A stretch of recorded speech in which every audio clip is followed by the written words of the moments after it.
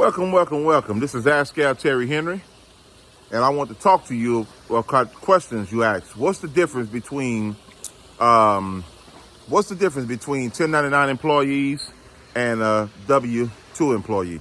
Me personally, I always 1099 my employees. That way I ain't got to worry about the big tax problems. And like I say, I'm already doing the trust and everything else. So, you want to do the 1099. Now, for you bigger companies, of course, you got all these other issues with workman's comp and all that. But hey, for the smaller people that want to just do an LLC, you have a small little company, 1099 your employees. Have them all 1099. That way you can just pay them. You ain't got to worry about nothing. If they quit, if they leave, if you fire them, whatever it is, because they are contractors, then you ain't got to worry about seeing them again.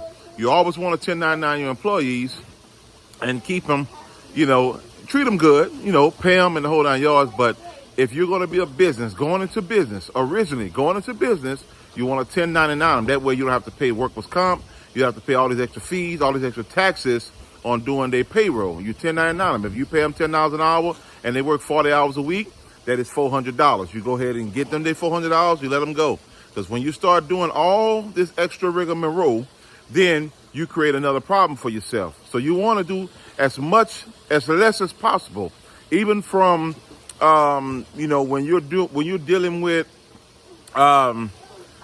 outsourcing.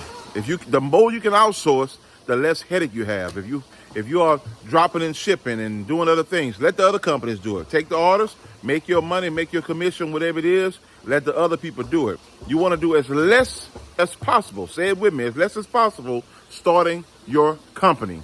So if you got a 1099 or whatever it is, you want to do as less as possible starting your company. This is Ask Al Terry Henry.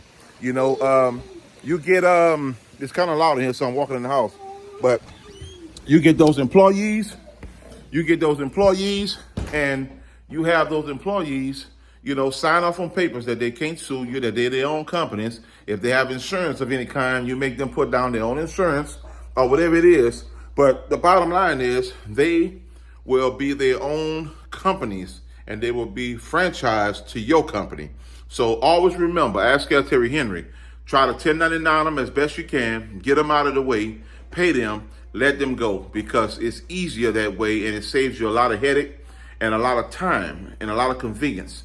1099 versus W-2. W-2, like I said, and I'm going to clarify it and wrap it up. You're going to have workers' comp, you're going to have taxes, you're going to have all kind of things. 1099, you just tell them what they make per hour, you pay them, you let them go. Ask Al Terry Henry. I'm going to be tuning in for a lot more.